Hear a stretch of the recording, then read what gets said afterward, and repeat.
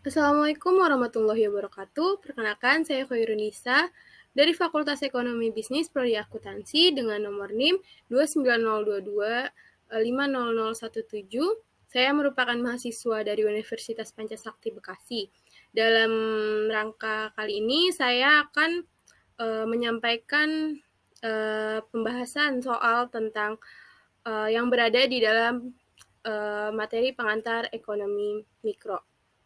Langsung saja kita masuk ke pembahasan soal yang pertama. Jelaskan 4 asumsi dasar untuk preferensi individu. Jadi di sini tuh 4 asumsi dasar untuk preferensi individu ini yang pertama ada kelengkapan atau competence. Ini tuh merupakan prinsip yang mengatakan jika setiap konsumen berhak memiliki produk atau apa yang disukainya. Yang kedua ada transitivitas, yaitu prinsip ini menjelaskan konsistensi konsumen adalah dalam memilih beberapa produk atau menentukan alternatif lain yang diinginkan. Yang ketiga lebih baik berlebihan daripada kurang atau the more is the better. Prinsip ini menjelaskan bahwa kepuasan konsumen meningkat ketika konsumen mengkonsumsi lebih banyak barang. Dan yang keempat ini ada mengurangi tingkat marginal substitusi atau diminishing marginal rate of substitution. Prinsip ini menjelaskan bahwa konsumen rela mengorbankan satu barang untuk mendapatkan lebih banyak barang lainnya, tetapi tetap memiliki kepuasan yang sama. Lalu kita ke pembahasan soal yang kedua, jelaskan mengapa kurva indiferensi tidak dapat saling berpotongan. Pada dasarnya garis grafis kurva indiferen ini juga tidak mungkin berpotongan karena setiap kurva indiferen ini selalu menunjukkan tingkat kepuasan yang berbeda atau tidak mungkin mendapatkan tingkat kepuasan yang sama dari kurva yang berbeda. Lalu kita masuk ke pembahasan soal yang ketiga. Jelaskan mengapa tingkat substitusi marginal dua barang harus sama dengan rasio barang tersebut agar kepuasan konsumen mencapai kepuasan maksimal. Yaitu pendekatan kardinal didasarkan pada asumsi bahwa tingkat kepuasan yang diperoleh konsumen dari mengkonsumsi barang dapat diukur dalam satuan tertentu seperti rupiah, kuantitas, satuan, atau potongan. Dan yang lainnya, semakin banyak barang yang dapat dikonsumsi, semakin tinggi kepuasannya. Lalu selanjutnya kita ke jelaskan istilah Catris Paribus. Catris Paribus ini merupakan konsep yang membantu menciptakan sistem aturan dan kondisi imajiner atau konsep ekonomi yang menggunakan untuk mempelajari hubungan antara penawaran dan permintaan dengan mempertimbangkan faktor-faktor yang tidak berubah atau konstan. Dengan cara ini, pakar ekonomi dapat mengembangkan model atau teori membuat prediksi tentang kemungkinan perubahan pasar. Lalu selanjutnya kita ke pembahasan soal berikutnya. Apakah perbedaan fungsi produksi jangka pendek dan fungsi produksi jangka panjang? Perbedaan dari produksi jangka pendek ini, yang pertama ada perusahaan tidak dapat mengubah jumlah semua input produksinya. Yang kedua, hukum proporsi variabelnya beroperasi. Yang ketiga, aktivitas yang tidak dapat berubah. Yang keempat, rasio faktor berubah ketika satu masukan bervariasi sementara yang lain tetap alami. Dan untuk fungsi produksi jangka panjangnya, yaitu yang pertama, dapat menentukan periode di mana perusahaan dapat mengubah jumlah semua input. Yang kedua, hukum pengembalian skala beroperasi. Yang ketiga, perusahaan dapat mengurangi atau memperluas aktivitasnya. Yang keempat, output faktor bervariasi dalam proporsi yang sama. Lalu selanjutnya, mengapa produk marginal dapat meningkat dan kemudian menurun dalam jangka pendek? Produk marginal ini dapat meningkat dan menurun karena pasar tenaga kerja sangat tergantung pada ruang lingkup dan sempitnya kegiatan produksi. Jika permintaan banyak, otomatis tingkat produksi akan meningkat dan itu memerlukan tenaga kerja yang lebih banyak. Lalu sebaliknya, jika permintaan menurun, maka tingkat produksi sedikit, jadi tenaga kerja yang dibutuhkan juga sedikit.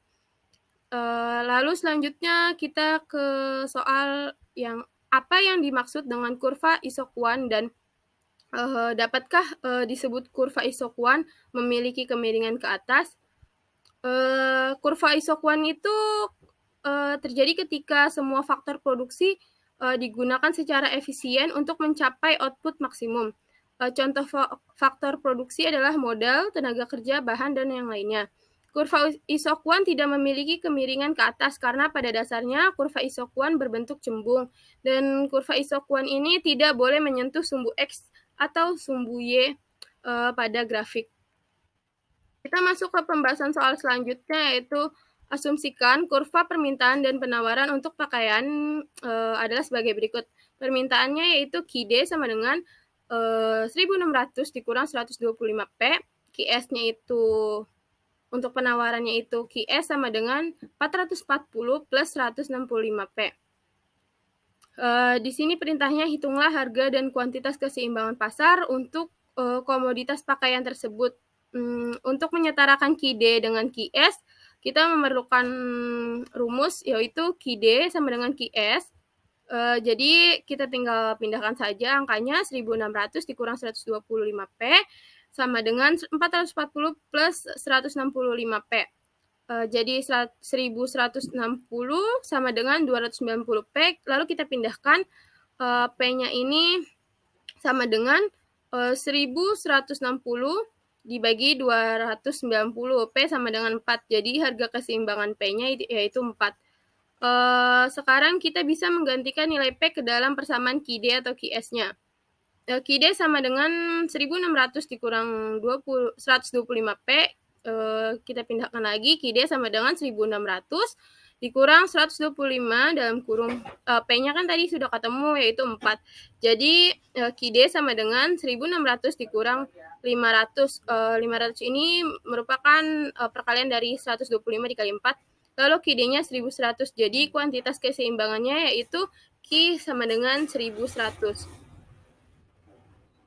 Selanjutnya kita ke hitunglah price elasticity of supply dan price elasticity of demand pada saat keseimbangan. Elastisitas harga penawaran yaitu ES, kita masukkan rumusnya D QS per QS dibagi DP per P. DQS sama dengan QS 1 dikurang QS 0, yaitu 440 plus 165P.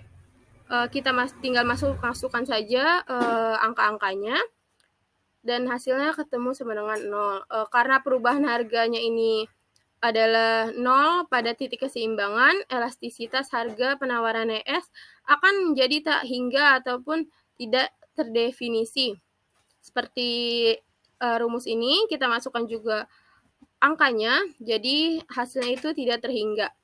Seperti gambar kurva yang tertera di sini, ini adalah contoh gambar kurvanya. Lalu kita masuk ke pembahasan selanjutnya, yaitu jelaskan arti price elasticity of supply dan price elasticity of demand yang Anda peroleh apabila pemerintah memberikan subsidi harga sehingga harga pakaian per unit di pasar menjadi sebesar Rp4,5.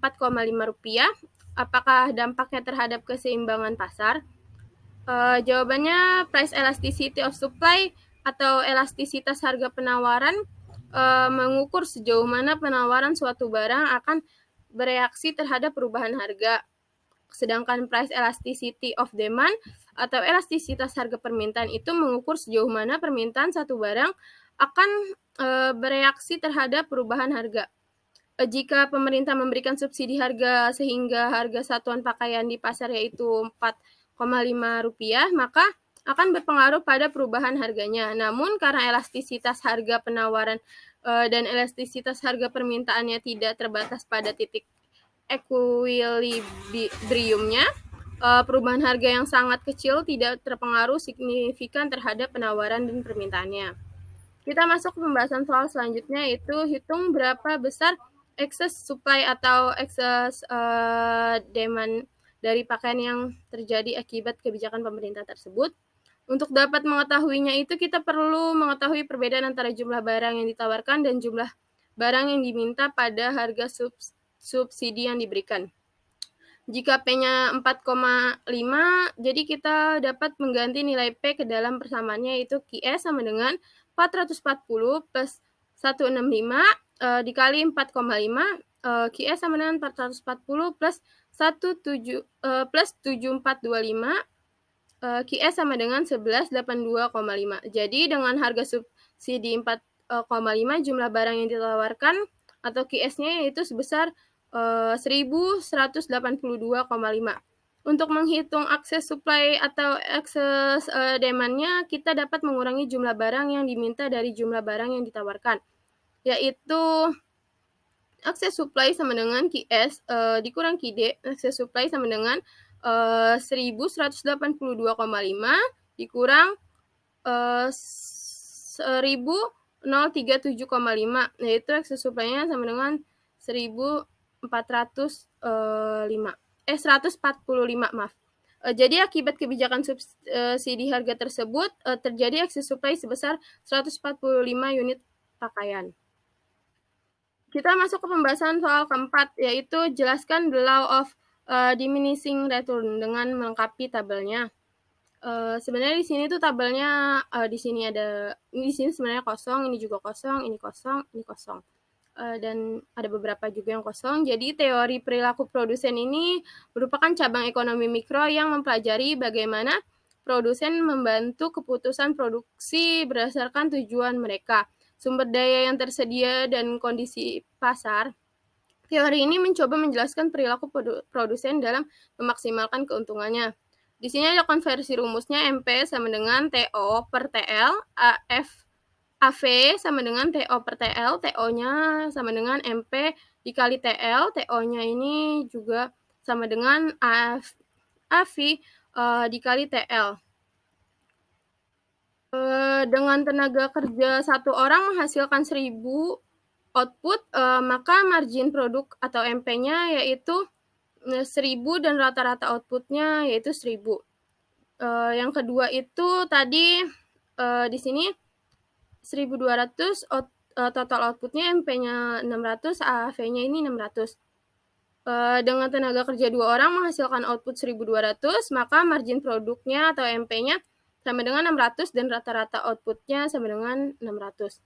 Lalu dengan tenaga kerja 3 orang menghasilkan output 2100, maka margin produknya sama dengan 700 dan rata-rata outputnya 700.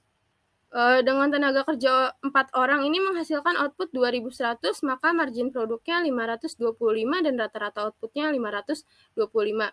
Lalu dengan tenaga kerja 5 orang menghasilkan output 2000, maka margin produknya itu 400 dan rata-rata outputnya 400. Sekian dari saya. Kurang lebihnya mohon maaf. Wassalamualaikum warahmatullahi wabarakatuh. Terima kasih.